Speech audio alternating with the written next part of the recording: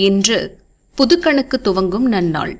எல்லோரும் தங்கள் தொழிலில் லாபம் குவிய வேண்டுமென தங்கள் இஷ்ட தெய்வத்திடம் வேண்டிக் கொள்வர்.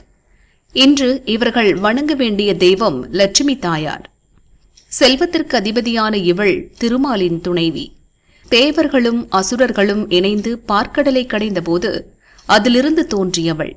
அவளது பிறப்பே செல்வத்தின் தன்மையை சொல்லிவிடுகிறது. பணம் நம் காலடிக்குள் இருந்தால் அது நமக்கு அடிமை. நம் தலைக்கு மேல் குவிந்தால் அதற்கு நாம் அடிமை.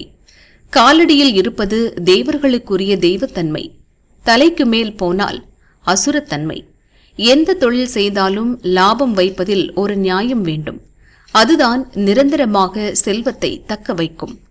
அதிகம் சம்பாதிக்க வேண்டும் என்ற ஆவலில் கொள்ளை லாபம் அடிப்பதை லட்சுமி தாயார் விரும்ப மாட்டாள்.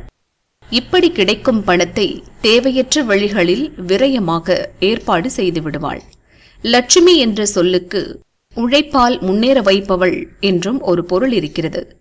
தொழில் தர்மத்தை கடைபிடிப்பவர்களின் நிறுவனங்களில் லட்சுமி கடாட்சம் என்றும் நிலைத்திருக்கும்.